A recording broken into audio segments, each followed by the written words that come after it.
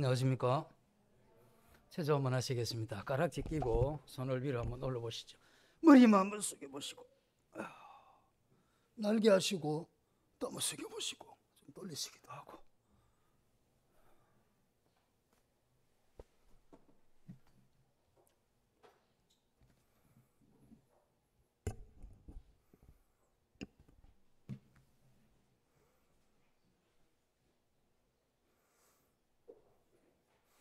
옛날 이야기 좀 하겠습니다.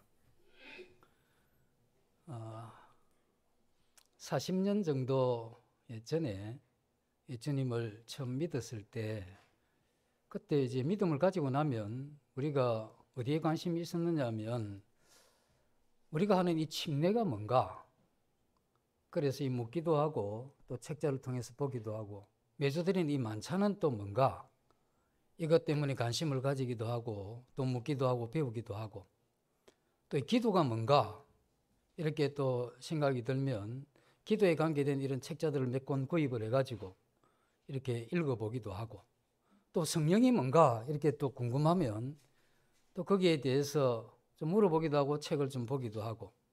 그래서 우리 신앙생활을 하는 이 기초에 대해서 이러이러한 성도님들의 도움과 또 앞선 이 선배들이 책을 읽으면서 그런 것들을 해왔습니다. 그래서 저는 이제 구원받은 우리 모든 청년들이나 학생, 또 나이가 좀 드셨더라도 믿음을 가지게 되면 당연히 뭐 그렇게 할 걸로 이렇게 생각을 했었습니다. 근데 어느 날 가만히 생각을 해보니까 그게 아닐 수 있다는 생각이 좀 들었습니다. 그래서 오랫동안 믿음 생활을 하고 이 설교도 많이 했지만, 이 성경에서 이야기하는 아직 그 중요한 기본적인 이러한 이 교리에 대한 이러한 이 내용들을 전달하는 이러한 시간이 너무 부족했다 하는 이러한 이 깊은 반성을 했습니다. 이것이 굉장히 중요한데 왜 이걸 안 했을까 이 생각을 하면서, 이건 제 자신 속에 큰 착각으로 인해서 그렇게 된 것이 아닌가 하는 이런 생각을 하면서 우리 성도님들에게 이게 대단히 미안하고 또 죄송한 그러한 마음이 듭니다. 물론 이 교회에서 모든 걸 다 전달할 수는 없지만, 그러나 가장 이 기본적인 그러나 굉장히 중요한 이러한 교리들이 이렇게 성실하게 전달되지 못한 이러한 이 책임은 저와 함께 이 강단에서 교제를 나누는 분, 제가 또 많이 하기 때문에 제게 그러한 책임이 많고 깊이 좀 반성을 했습니다. 그래서 오늘은 만찬 예배에 대해서 간단하게 말씀을 드리겠습니다. 이걸 한 시간에 전체를 다 다룰 수는 없지만 요점만 이렇게 해서 만찬 예배가 이런 것이구나 하는 기본적인 이러한 이해에 도달하는 정도까지만 되면 좋겠다 이런 생각을 해봅니다. 우리가 이제 성경을 보면 예수님이 이 땅에 오셔서 십자가를 지시고 죽으시고 장사하시고 부활하시죠. 그리고 그 이후에 제자들이 이 복음을 전하게 됩니다. 복음을 전하면 그들이 이 복음을 믿고 그 다음에 침례에 순종하고, 그런 과정을 통해서 이들이 교회라고 하는 이 한 몸에 이렇게 동참하게 되고, 그리고 이 교회라고 하는 이 몸에 동참을 했을 때, 그럼 이 교회가 구원받은 이 성도들이 모인 이 모임이 그럼 어떻게 진행하고 뭘 할 것인지에 대해서 하나님은 이 성경을 통해서 그러한 부분을 말씀을 해놓았다는 거죠. 그래서 우리가 지금 드리는 이 만찬 예배, 이게 어떻게 보면 이제 그냥 와서 이렇게 보시니까 이거 뭐 그렇게 하는 모양이다 이렇게 생각이 드는데, 이게 굉장히 많은 이러한 혼란과 변질과의 다툼, 이러한 과정 가운데 정착이 된 겁니다. 그래서 이거 와서 이렇게 보니까 이거 그냥 하는 거구나 이런 게 아닙니다. 그래서 이건 수없이 많은 변론이 있었던 거죠. 예를 들면 이 만찬인데 이 저녁 아니냐, 그래서 이게 저녁에 하는 것인데 이게 아침에 하는 게 맞느냐, 뭐 이런 이야기. 또 얼마나 자주 할 거냐, 매일 할 거냐, 매주 할 거냐, 한 달에 한 번 할 거냐, 1년에 한 2번 할 거냐, 뭐 이런 거. 그 다음에 이제 떡과 잔이 있는데 이 성경에 떡에 누룩이 들어가면 죄를 상징하기 때문에 누룩이 들어간 이 빵 이런 것을 사용한 게 옳으냐? 그 다음에 포도주를 사용하는 게 맞느냐? 포도즙을 사용하는 게 맞느냐? 한 잔으로 하는 게 맞느냐? 각 잔으로 하는 게 맞느냐? 그 다음에 이게 이 떡을 이렇게 잘라 놓는 게 맞느냐? 그렇지 않으면 이렇게 해서 떼먹는 게 맞느냐? 뭐 이런 일로 인해 가지고 수없이 많은 이러한 변론이 있었죠. 그리고 이제 이 예수님이 우리에게 제정하신 이 떡과 잔을 보면서 이거 먹으면, 이거 마시면 이게 우리 안에 예수님의 피와 살이 된다. 뭐 이런 등등 해서 굉장히 좀 이런 수없이 많은 이런 이 변론과 이런 과정을 겪으면서 우리는 오늘 이 단순한 이와 같은 이 만찬을 이렇게 하게 되죠. 우리는 그런 이 과정을 겪어서 이게 되어졌다는 것과 그리고 이제 이 만찬을 우리가 대할 때에 그럼 어떠한 태도로 해야 되는지 뭐 이런 부분도 우리 성경을 통해서 알아야 되고 또 우리 자신들이 이런 만찬에 참석하게 될 때 누가 어떻게 언제 무엇을 이렇게 해야 되는지 뭐 이런 부분에 대해서도 우리 모두들의 이러한 생각들을 좀 정리해보는 그러한 시간이 되면 좋겠다 이 생각이 듭니다. 그리고 이제 무엇보다 우리가 이렇게 하기 때문에 우리가 하는 건 최고고 최선이다 이런 어떤 식의 이야기는 굉장히 곤란한 이야기입니다.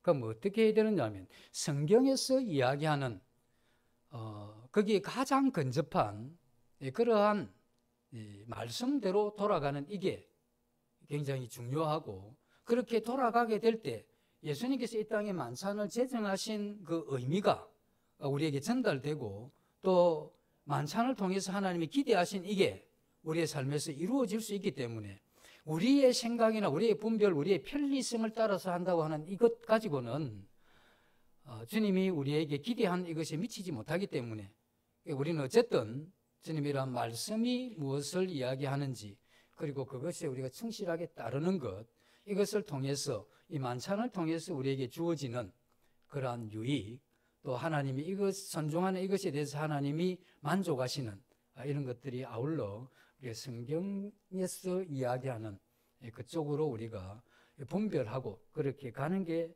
좋죠.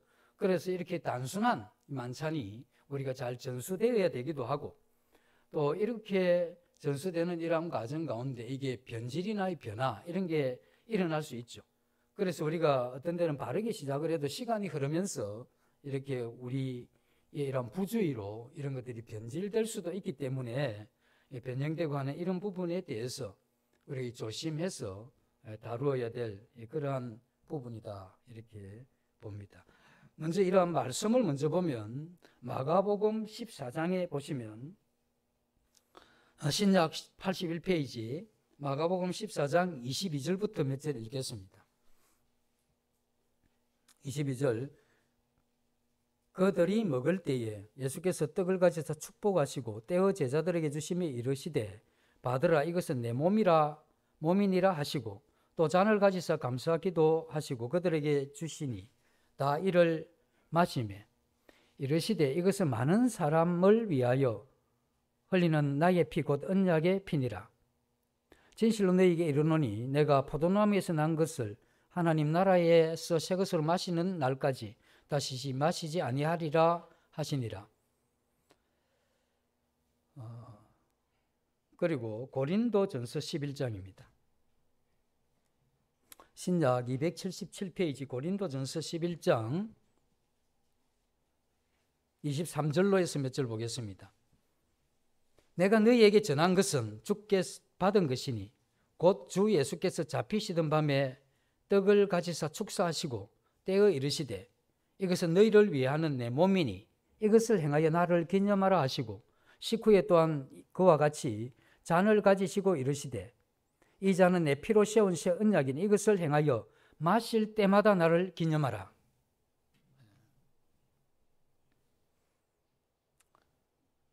사도행전 20장 7절을 보시겠습니다.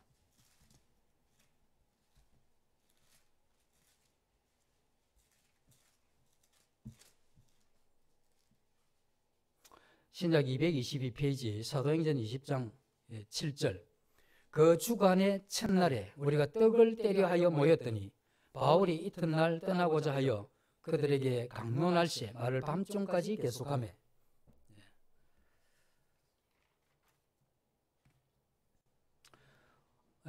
이런 만찬은 주님이 생존에 계실 때 마지막 그 유월절 잡수시던 그 저녁에 이 떡과 잔을 가지고 이 만찬을 이렇게 제정을 하시고 이것을 기념해라고 말씀을 하셨죠.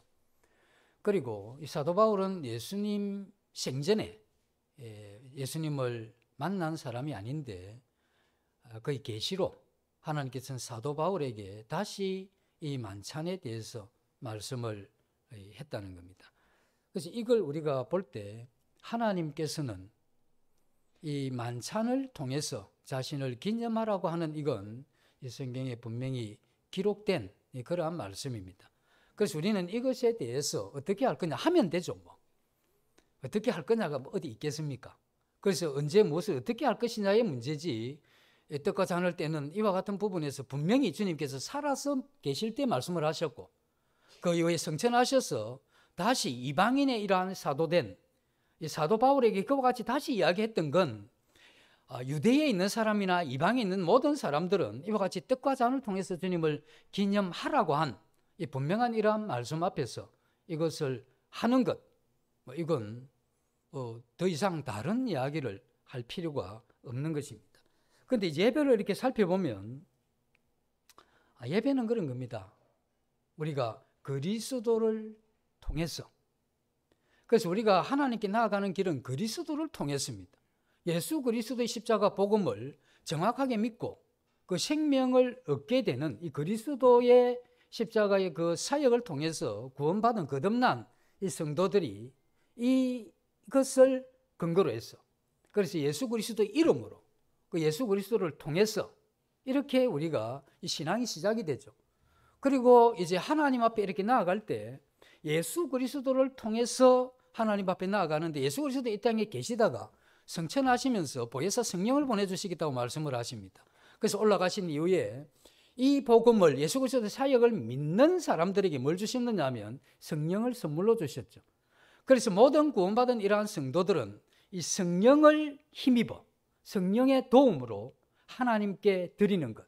그래서 예수 그리스도를 통해서 성령의 이러한 도움을 받아 하나님 앞에 드리는 것. 이게 그리스도인의 삶입니다. 그래서 그걸 예배를 하죠. 그래서 이와 같은 그것을 통해서 우리가 볼 때 이 예배라고 하는 이건 드리는 겁니다. 하나님 앞에. 무엇을? 하나님께서 우리에게 베푸신 은혜에 대한 감사, 그리고 우리에게 은혜를 주신 그 하나님의 어떠하심에 대한 찬양, 이런 것을 하나님 앞에 드리는 이게 예배죠. 그러면 우리가 예배 시간에 잘못하게 되면 창세기에 들어가서 계시록까지 이렇게 훑어 나오는 분들이 있습니다. 그 가만히 들어보면 이게 설교하려고 하는 건지 하나님 앞에 드리는 건지 구분이 잘 안 돼요. 저 말씀은 하나님 앞에 분명히 예배 드리는 기도의 내용이라고 하긴 하는데 그 내용에 보면 이 성도들을 향해서 가르치려고 하는 이건 예배 때 드리는 기도에 합당한 자세가 아니다는 겁니다. 왜냐하면 예배는 하나님 앞에 드리는 거지 가르침은 그 대상이 성도잖아요. 그거는 그런 시간이 따로 있는 겁니다. 그래서 우리가 하나님 앞에 가르치는 어떤 형태의 말씀을 하든지 기도를 하든지 이것은 예배에 합당한 자세가 아니다는 겁니다. 그리고 복음 전하는 시간도 아닙니다. 그 기도를 하거나 말씀을 보면서 복음 전하는 어떤 그런 느낌이 있는데 복음을 전한다고 해서 그 대상이 누구냐면 구도자입니다. 아직 믿음을 가지지 못한 그 사람에게 이 복음을 전하는 거죠. 그런데 예배 시간은 하나님의 은혜에 대한 감사와 하나님의 어떠하심에 대한 찬양을 드리는 것이기 때문에 이 전도의 이러한 내용도 맞지 않는 겁니다. 그 다음에 이제 기도하다 보니까 이 기도나 저 기도나 같지 않냐. 그래서 만찬 예배 때 하나님 뭐 주십시오 하는 이 강구 또는 이 중보의 기도도 하는 경우가 있습니다. 때로 우리가 그런 기도를 들으면서 아멘 하긴 합니다. 어쩌면 잘 몰라서 예배에 대해서 그렇구나 이렇게 이해를 하면서 또 그렇다고 해서 너무 인색하게 좀 구한다고 해서 아멘도 안 하고 이러면 또 너무 상처받잖아요. 몰라서 그럴 때는 우리가 그걸 전부 몰라서 그걸 아멘하게 되면 문제지만 우리가 예배의 강구의 기도 이건 아니다 하는 걸 우리 거의 다 알잖아요. 그러나 우리가 몇몇 그 모르는 분들이 그렇게 했을 때 일단 아멘 좀 해드리고 그 시간 지나면서 다른 분 기도하는 거 보면 내용이 다르다는 걸 자꾸 느끼잖아요. 그리고 우리가 기회가 되면 예배의 우리의 기도는 중보, 강구하는 그런 기도가 아니다. 이건 하나님 앞에 드리는 하나님의 이러한 감사와 찬양의 그러한 것이다. 이렇게 우리가 전할 수 있는 것이죠. 그래서 우리가 이렇게 하나님 앞에 드릴 때 이 간정 부분은 굉장히 조심해야 될 부분인데 지금 내 이야기 하는 게 아니잖아요. 이 만찬 예배 드릴 때는. 그리고 이제 간정하면서 이렇게 드리는 이 자체에 있어서 간정 그 자체는 굉장히 이게 묘한 것들이 많기 때문에 그 전체가 아니다 할 수도 없어요. 그러나 그 전체가 맞다도 할 수도 없는 그 굉장히 애매한 부분도 있기 때문에 그 선이 이런 겁니다. 내가 이 우산 공장을 하는데 그해 여름에 비가 2달 동안 쏟아진 겁니다. 이거 7월 달부터 뭐 9월 시작할 때 쏟아지니까 하나님 앞에 감사가 충만해요. 예배 시간 하나님 2달 동안에 이렇게 비를 은혜 가운데 베풀어 주신 하나님 앞에 무한한 감사를 드립니다 했는데 그 옆에 해운대에서 파라솔 장사하는 사람이 있었어. 이 사람은 그 감사를 들을 때 이거 지금 들어야 되냐 안 들어야 되나 저 친구 지금 내 욕하는 거냐 이러면 얼마나 힘들어지겠습니까? 그죠?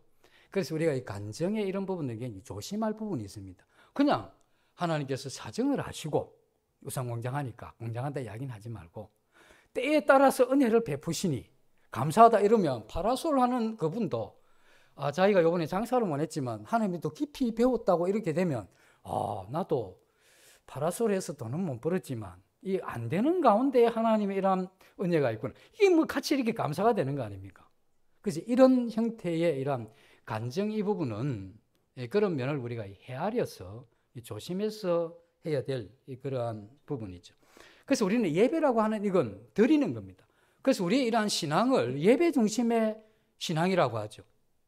예배 중심의 신앙이라고 하는 이건 드린다 하는 것과 관계 있잖아요. 하나님 앞에. 하나님 앞에 드린다 하는 것하고 관계 있는데 이건 예수 그리스도를 믿을 때 우리에게 어떤 변화가 왔느냐 하면 이 침례라고 하는 건 한 번 하잖아요. 이건 뭐냐면 그리스도 연합을 이야기하는 거거든. 내가 그리스도와 함께 죽고 장사되고 부활한 이게 뭐냐면 우리의 구원이잖아요. 그러면 내 안에 이제 예수 그리스도를 통해서 살아가는 거니까 침례는 연합이라고 이야기한다면 만찬은 교제와 관계된 겁니다. 하나님과 나와의 이러한 교제. 그럼 우리 안에 사는 게 그리스도 같으면 우리는 넓은 의미에서 우리는 평생을 주님 안에 내 안에 있는 주님과 하나님과 이런 교제 속에서 살아가는 거죠. 그래서 우리의 이러한 삶을 드리잖아요. 그래서 로마서 12장 1절에 뭐라고 합니까? 너희 몸을 하나님 기뻐하시는 거룩한 산제사로 드리라. 이것이 너희의 드릴 영적 예배니라. 이런 말씀을 하잖아요.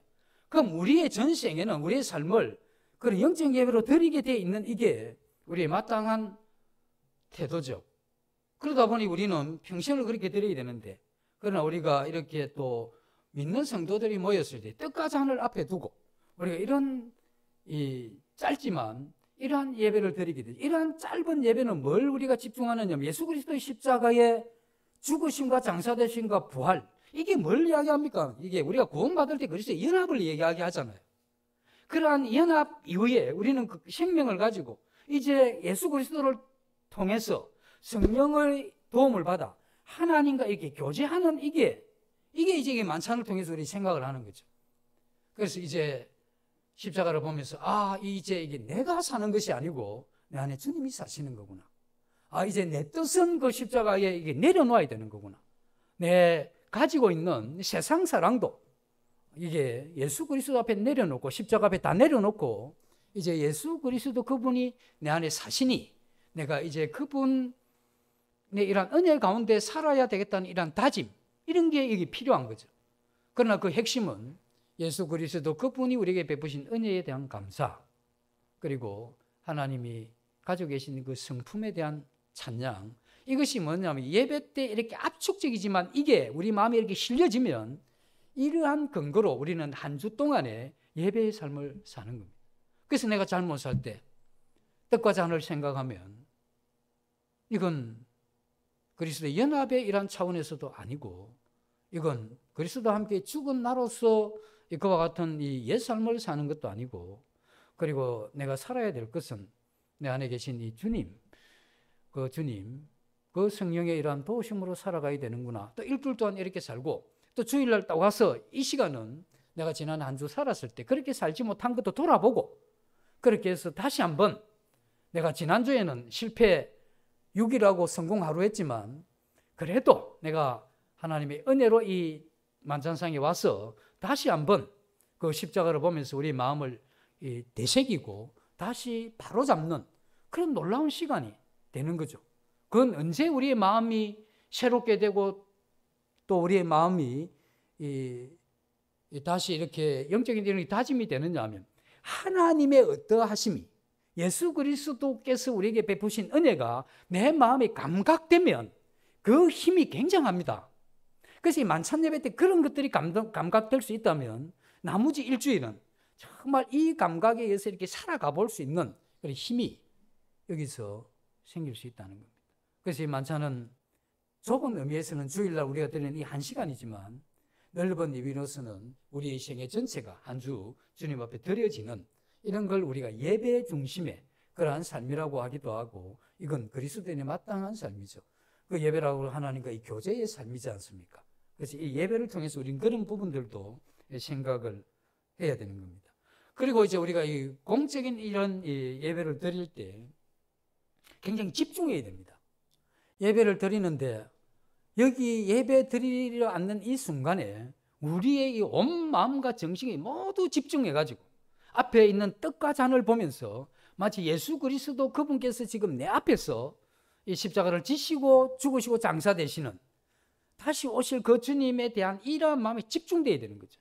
그리고 이 아들을 보내신 그 아버지 하나님의 그 자비로우심과 그 은혜로우심과 그 풍성하신 그러한 이 긍휼의 이러한 마음을 우리가 이렇게 집중해서 그걸 생각하면서 이걸 우리가 예배를 드려야 되죠. 그래서 우리는 이 상징물인 이 떡과 잔을 통해서 그 예수 그리스도께 집중하는 이것이 우리 예배 시간에 필요한 겁니다. 그 예배 시간에 잡생각을 하면 안 되죠. 그리고 저 뒤에 우리 학생들이 원로같이 이렇게 앉아 계시는데 그래 하지 마시고 학생들 앞으로 좀 오세요. 그 젊었을 때부터 뒤에 앉아 있으면 나이 드시면 집 나가려고 그러네. 예? 그래 하지 마시고 앞으로 이 앞에 오면 거슬리지가 않아. 제일 뒤에 앉아서 이렇게 보면 앞에 머리 까딱까딱 하는 것도 거슬리고 둘이 또 이야기하는 거 보면 또 정제도 좀 되고 막 이런 이야기 있잖아요. 앞에 딱 앉으면 아무것도 안 보여요. 그래서 너무 원로 되신 분들 앞으로 그래 젊은 원로들은 저 앞으로 오늘 오른쪽에 원로들이 앞으로 쫙 와서 이래 있으니 얼마나 좋습니까? 예.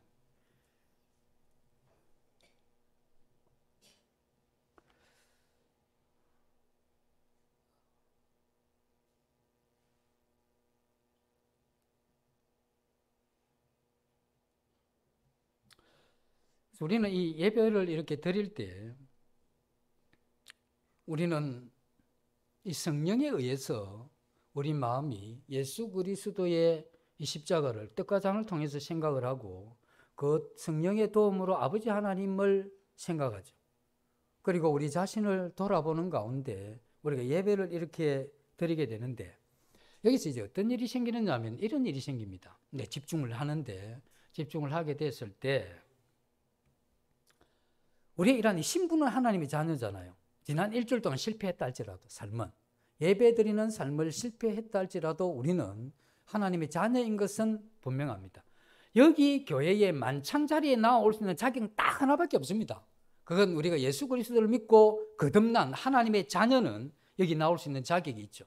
그 이외의 분들이 여기에 같이 앉아 계셔도 하나님이 보실 때 자격 없음으로 이렇게 보시죠. 그래서 우리는 그러한 자격이 있는데 그런데 우리가 지난 한 주를 이렇게 딱 살펴보니까 아무리 봐도 하나님은 자격을 주셨는데 내 이 상태가 영 그렇지 않을 때가 있잖아요. 네? 오늘 아침에 나오는데 부부 대판 한번 머리 채 흔들고 가면 싸워버렸다든지, 예? 이러면 딱 예배 딱 앉으면 그런 생각이 들잖아요. 조금 한 2시간 전에 막 그렇게 부부 싸움을 격렬하게 해놓고 여기 와서 만찬 앞에 하나님 감사합니다 하려고 하니까 뒤 꼭지 갖다 떠대 뒤에 있는 내 아내가 이거 어떻게 볼 건가 이 생각이 들잖아요. 그러면 이제 형제들이 이제 고개 팍 숙이는 거예요. 이제 그렇게 할 필요 없다 이 말입니다. 이 자격은 하나님이 주신 거고 아내가 준 게 아니거든. 우리 상태는 늘 변하잖아요. 그래서 우리 지혜로운 자매님들은 토요일 저녁부터 해가지고 예배 드릴 때까지는 그 심기를 잘 안 건드립니다.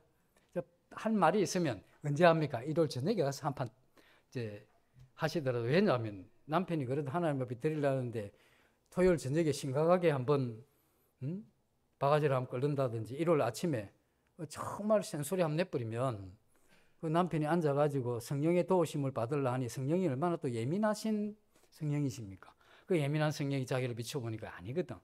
그러니까 이 떡을 이제 안 떼는 경우가 있는데, 물론 우리가 어떤 이 사건을 생각을 하면 그 사건 때문에 떡 떼는 게 부담스러울 때가 있죠. 너무 부담스러울 때 있어요. 그때는 한 주 안 떼셔도 돼요. 그런데 이제 그 부담이 있어가지고 그 다음 주도 안 되고 한 2달 안 뗐다. 그건 잘하는 게 아닙니다. 부담이 돼서 안 뗐으면 어떻게 해야 되는 말입니까? 고치면 되지. 그건 2달 동안 안 뗐다는 건 뭡니까? 나 그거 잘못된 거 계속 유지하고 가겠다 뭐 이런 이야기 아닙니까? 그건 전혀 좋은 자세가 아닙니다. 그래서 뭐 한 주 정도는 모르겠어요. 2주 이상 떡을 안 떼는 경우는 내가 하나님 앞에 고집스럽게 한번 유지해 보겠다는 잘못된 그런 게 있는 게 분명하죠. 그 하나님 앞에 내가 지난주에 이것 때문에 떡을 못 떼는데 하나님 정말 잘못했습니다. 그러면 하나님이 우리의 이러한 고백을 들으시고 용서하시는 분이잖아요. 그럼 하나님과의 관계 회복이 돼서 그 다음 주에는 죄송스럽지만 그래도 주님이 내게 은혜를 주시고 자격을 주셨으니 내가 떡을 다시 한번 은혜 가운데 떼는 이런 것이 필요하죠. 그래서 우리는 이 떡을 뗄 때마다 어떻게 해야 하느냐? 예배잖아요. 이 드림과 관계 있는 거잖아요. 성령으로 우리 드리는. 그래서 예배를 드리고 난 다음에 우리가 예배를 보면 요즘 뭐 내용들이 참 좋죠. 예배 드릴 때 내용이 좋다는 건 이 십자가와 하나님 앞에 집중될 때 내용이 좋아집니다. 자꾸 벗어나면 그런 이제 벗어난 내용들을 많이 하면 예배를 드리면서 좀 벗어난다 이 생각이 좀 들죠. 근데 거기 집중할수록 이게 뭐냐면 뭔가 이게 지금 방향을 잘 잡아가고 있다. 뭐 그런 생각이 우리 들잖아요. 들죠? 우리 자매님들은 특히 그런 걸 듭니다. 우리 형제님들은 이 자꾸 기도하다 보니까 지난주 하는 거 할 수도 없고 하다 보면 새로운 걸 하다 보니까 이게 자꾸 그래 되잖아요. 새로운 감사는 없는데 새로운 걸 짜내려니까 얼마나 힘들겠습니까? 그런 고충 가운데 들여다 보니까 이게 좀 빗나가기도 하잖아요. 그 자매님들은 그런 고충이 없잖아요. 그 감사를 딱 드리려고 하는데 빗나가면 좀 걱정이 되고 기도가 되잖아요. 이게 이제 뭐냐면 우리가 그와 같은 감사의 내용도 그렇게 집중해서 잘 하는 게 필요해요. 그 다음에 그게 뭐냐, 우리 삶으로 이어지는 거예요. 하나님 앞에 내 몸과 마음을 드리겠습니다. 예배를 드려놓고 일요일 오후부터 해가지고 욕심 충만하고, 욕심 충만한 이러한 가운데 삶을 드리는데 세상에 다 드려버리는 거예요. 그리고 한 주 딱 사고 일요일에 요때만 드리는 거예요. 요때만 한 시간만 입만 드리는 거예요.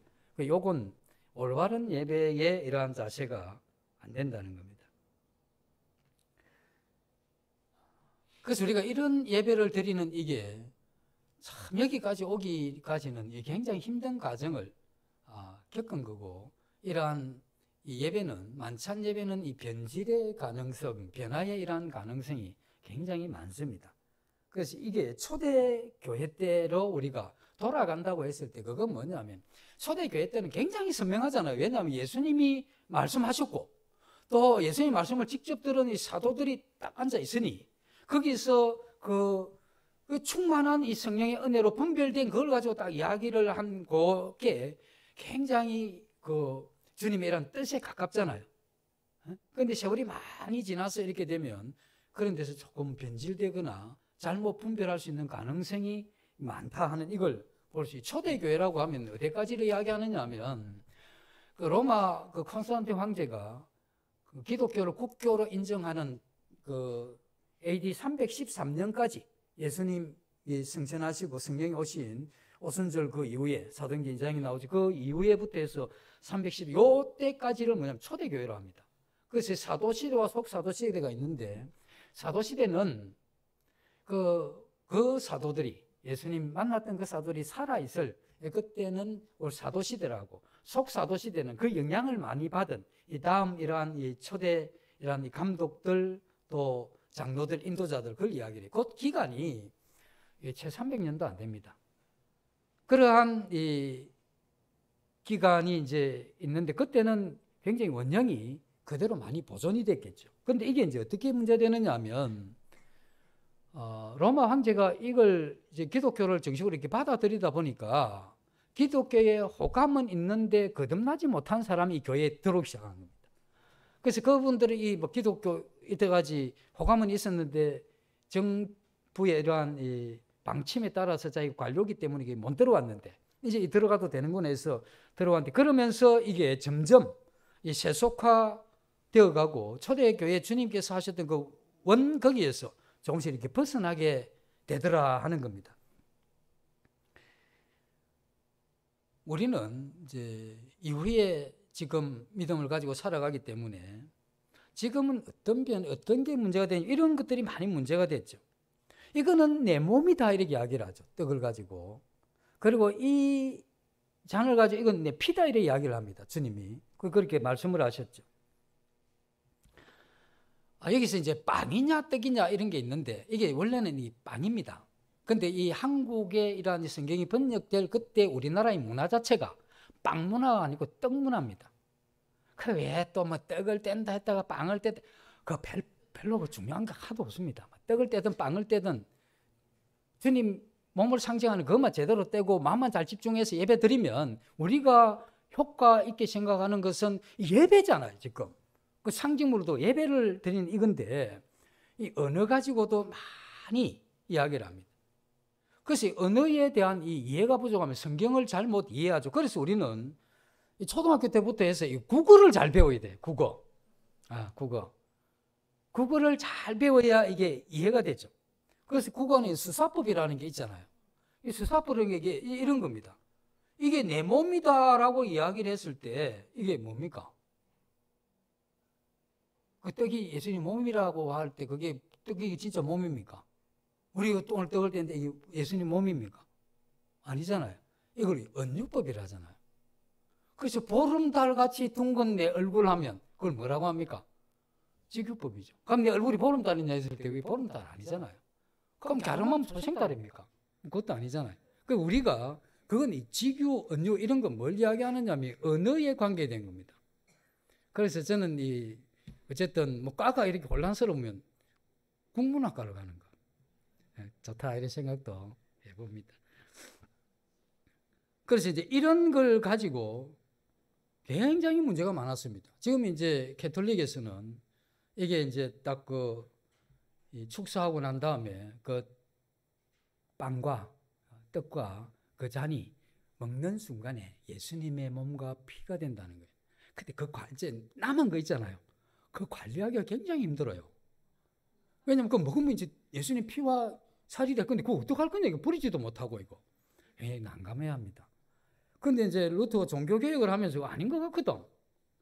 아닌 것 같으니까 조금 더 완화시켰습니다. 어떻게 완화시키느냐 하면 그게 먹고 예수님의 몸과 예수님의 피가 되는 건 아닌데 그 떡과 잔 안에는 어떤 그 하나님의 어떠하심이 그 안에 포함되어 있다 이래 버린 거예요.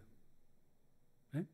그 떡과 잔을 보면 그 안에는 뭔가 예수님의 어떤 성령께서 또 예수님이 그 안에 어떤 의미상 함께 포함되어 있다 이렇게 이제 이야기를 하면서 지금도 이제 루터 교회에서 그렇게 하죠. 공제설이라는데 그 이후에 이제 쩌빙글리라는 이 개혁자가 나와가 뭐라 하냐면 떡과 잔은 상징물이다. 그건 뭐냐면 이제 이 쩌빙글리가 국어 솜씨가 제일 뛰어난 것 같아요.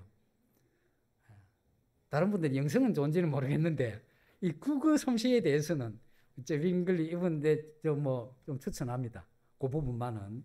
이게 뭐냐면 떡과 잔은 상징물입니다. 이게 뭘 이야기하느냐 하면 그러면 우리가 어디 갔는데 그곳에 포도주를 못 구해서 가면 이제 그 뭐 마트에 파는 그 포도 주스 이거 해가 됩니까 맙니까 이렇게 묻잖아요. 됩니다. 그럼 그것도 없으면 물로 해도 됩니까? 아무것도 없고 물밖에 없는데 해도 돼요. 그러면 누룩 있는 떡을 해야 됩니까? 없는 떡 아무거나 하세요. 상징물인데 뭐.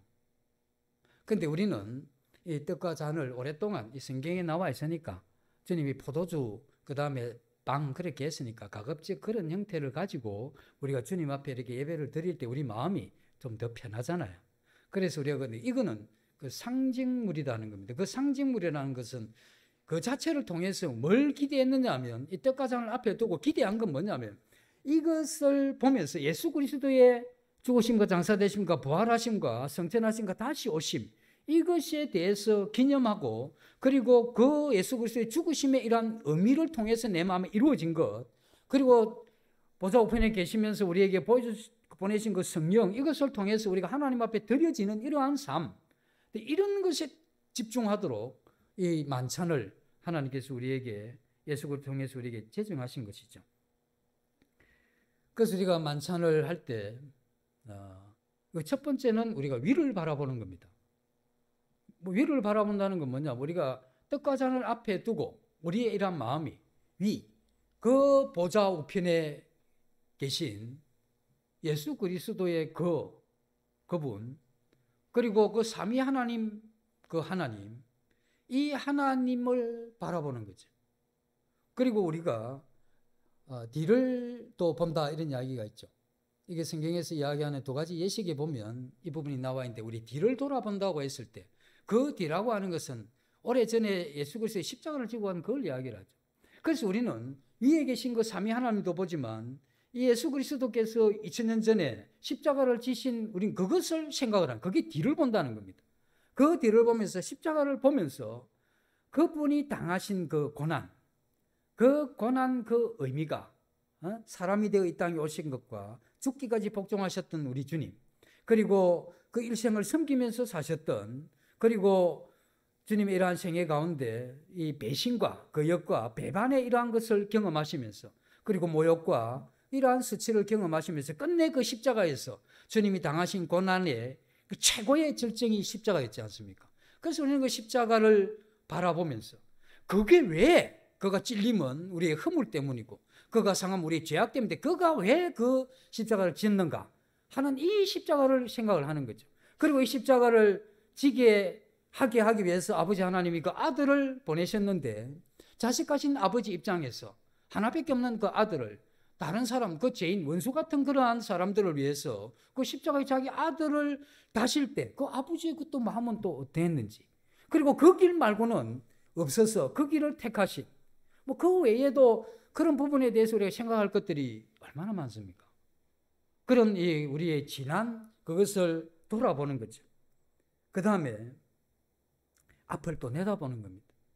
앞을 내다본다는 것은 우리 이러한 생애 마칠 때까지도 보는 거고 주님이 약속하신 대로 다시 이 땅에 오신다고 이야기를 했잖아요. 재림, 휴거. 주님께서 어느 날 오시게 되면 우리는 이 세상의 누추한 몸을 벗고 더 이상 이 죄와 상관없는 그리고 이 몸이 병과 상관이 없는 그런 완전한 몸으로 변화되어 주님을 영접할 내가 이 땅에 썩지 않고 변화될 이 휴거 이게 우리의 어떤 면에서 소망이죠. 그래서 우리의 이전의 사람들은 주님 곧 오신다는 이게 그렇게 위로가 된 겁니다. 지금 내가 힘들어도 어려워도 곧 주님 오시면 내가 다 벗고 갈 거다. 네. 이러한 이 휴거에 대한 그리고 휴거가 내 생에 이루어지지 않으면 주님 마지막 이 땅에 다시 오셔서 이 세상을 심판하시고 우리를 영원한 천국에 이끄실 그 예수 그리스도 그 하나님을 이렇게 묵상하는 이게 우리 만찬 때 미래를 바라보는 거죠. 전망하면서. 그리고 이제 우리가 봐야 되는 것은 우리 자신을 살피는 거죠. 그래서 고린도전서에 그렇게 이야기했죠. 자기를 살피고 난 후에 그런 이야기를 하는 겁니다.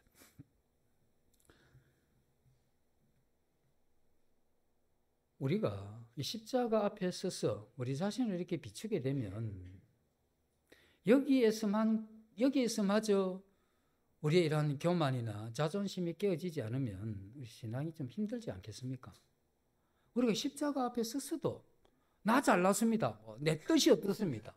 이 세상에서 나 이런 사람이다. 이런 어떤 것을 유지한다고 했을 때 그게 우리가 십자가 앞에 선 그러한 이 성도들이 가져야 될 그러한 태도와는 너무나 다른 것이죠. 그래서 이 만찬은 하나님과 우리와의 교제, 이 드림과 관계가 있는 거죠. 그래서 우리는 이 만찬 예배라고 했을 때 머리가 예수 그리스도고 몸된 이 교회의 이러한 원리를 생각하지 않을 수가 없다는 겁니다. 내가 예수 그리스도를 믿는 순간에 나는 이 세상에 있다가 주님으로부터 부름을 받을 때 어디로 부름을 받았느냐? 어디 외진 무인도를 우리가 그쪽으로 부름을 받은 게 아니고 그리스도들이 믿는 이 믿음의 공동체 속으로 우리가 영접을 받게 되죠. 그게 뭐냐면 그리스도의 몸의 한 지체라는 것이 거기서 나온 거죠. 그래서 머리 대신 그 예수님 그리고 몸된 우리가 이 몸이 예수 그리스도의 그 뜻을 받드는 이러한 일생의 삶, 그 일생의 삶을 위해서 예배라고 하는 이게 우리의 생애에서 그렇게 중심에 둔 겁니다. 그래서 이렇게 우리가 간단하게 드리는 이거지만 우리의 생애에서 굉장히 중요한 겁니다. 예배만 제대로 드려도 우리가 크게 이탈하지 않습니다. 예배만 제대로 드려도 우리 영적인 이러한 부분을 추구하게 돼 있어요. 그래서 우리 예배라고 하는 이걸 그러면서 우리 깊이 생각을 해봐야 되죠.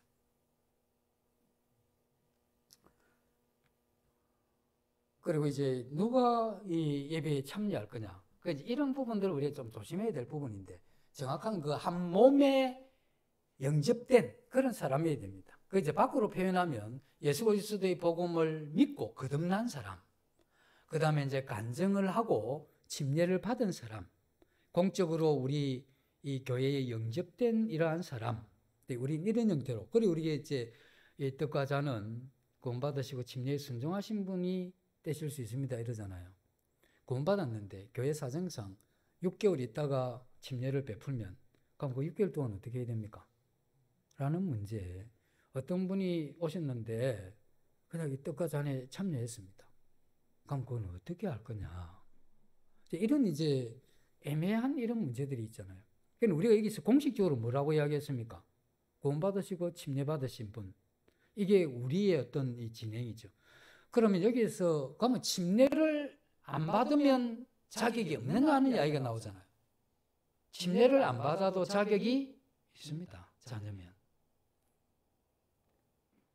그런데 이제 이게 순서상 사도행전에 보면 구원받고 침례받고 떡을 떼는 이러한 이 순서가 있죠. 그래서 이제 안 믿는 분이 와서 자기는 이제 하나님 믿고 거듭났다고 생각을 하는데 떡을 떼서 떡을 떼려고 하는 그 손을 잡으면서 놔두시죠. 이렇게 해서 뺏어서 다른 사람한테 드리면 그 떡을 떼려고 했던 사람들이 어떻게 했습니까? 감정이 팍 상하는 거라.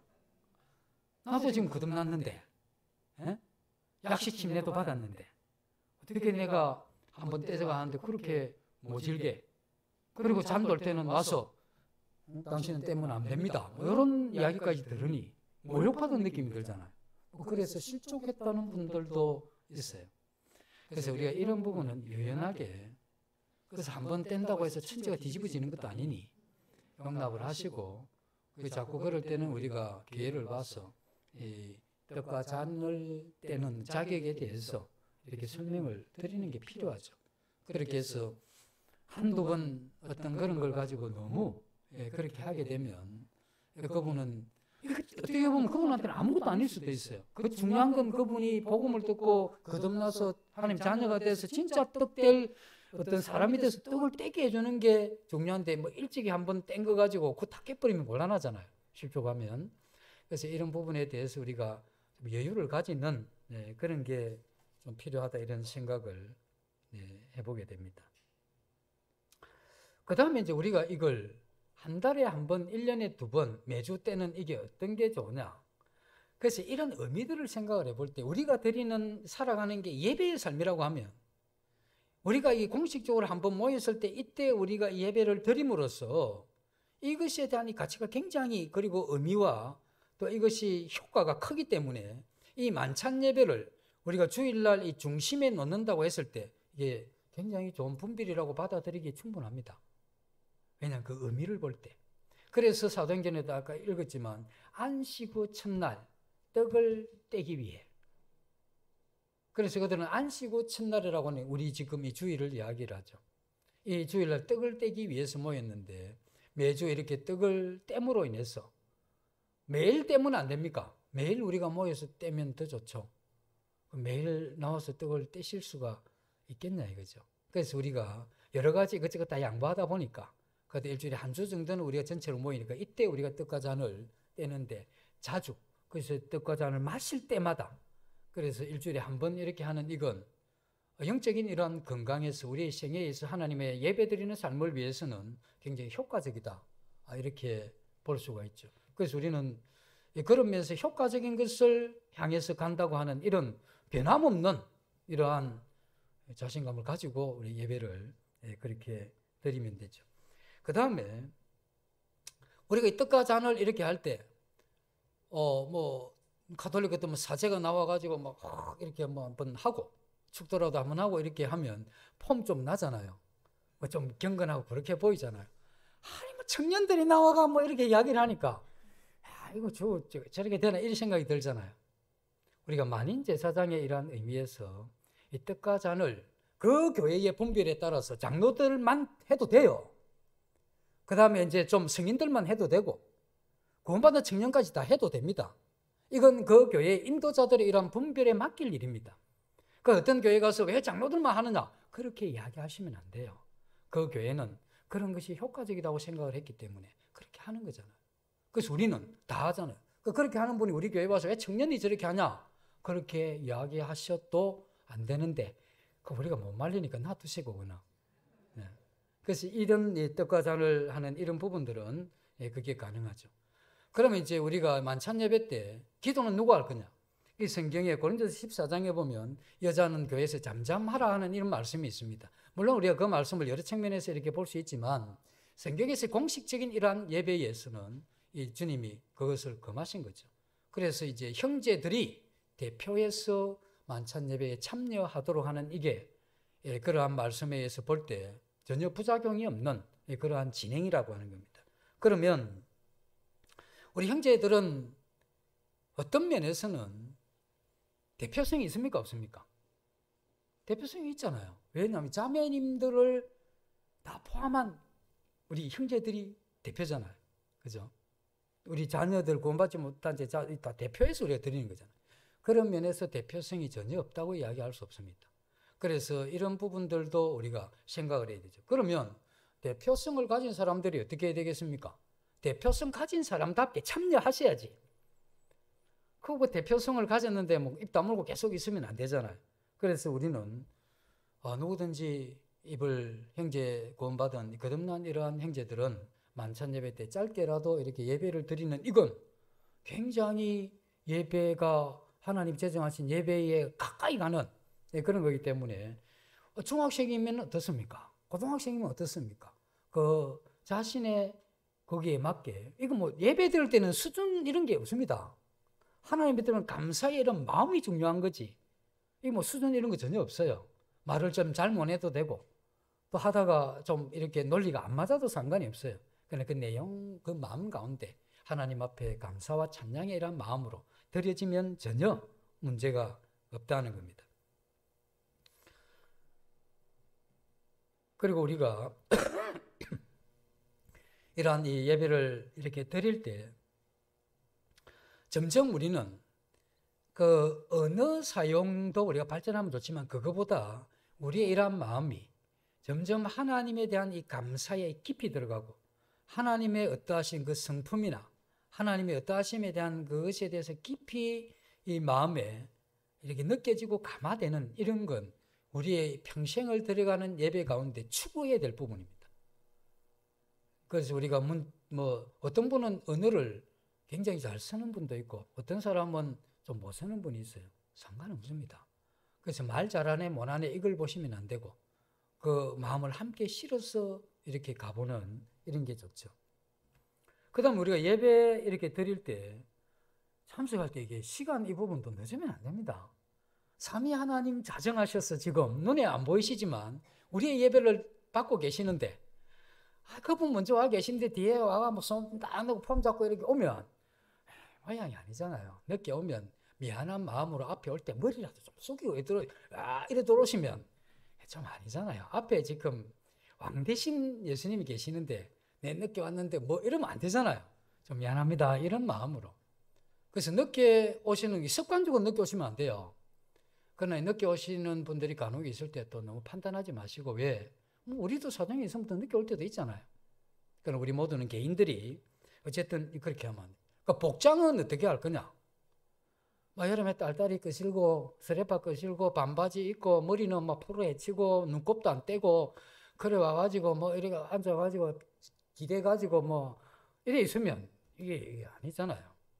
제사한 주일날 세수라도 좀 하시고 빗질도 좀 하시고 그래가 뭐 비싼 옷 어디 입으라고 합니까? 근데 좀 깨끗하게 단정하게 이렇게 입고 오시면 그런 어떤 기본적인 이런 것도 필요하죠. 그리고 더 중요한 거는 우리 마음의 준비입니다.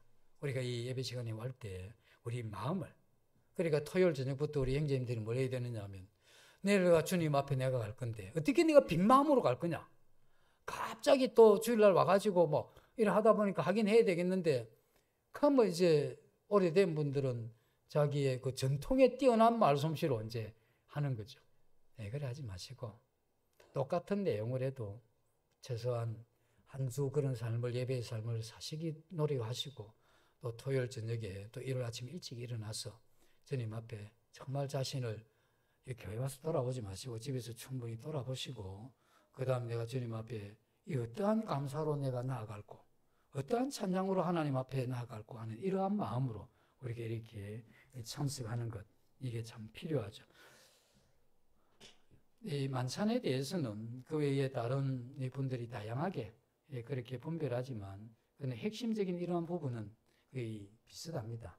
그래서 우리 만찬 이 부분을 이러한 부분에 우리가 생각을 하면서 다음 주에 좀 더 집중된 마음으로 준비된 그러한 예배를 하나님 앞에 드리면 좋겠습니다. 잠시 기도하고 마치겠습니다. 아버지 하나님 은혜에 감사를 드립니다. 저희들에게 이와 같은 만찬 예배에 나와 하나님 앞에 찬양과 경배를 드린 수 있는 이러한 자격을 예수 그리스도의 십자가의 죽음을 통해서 우리에게 주신 은혜에 감사를 드립니다. 저희들이 성령을 힘입어서 매주 주님 앞에 나와 이 찬양과 경배를 드리게 하시고 한 주간의 이러한 삶도 주님의 이러한 은혜를 따라서 하나님 옆에 우리 몸을 드리는 이러한 삶을 살아갈 수 있도록 주님 도와주시기를 원하며 이 모든 예수님 이름으로 기도드립니다. 아멘.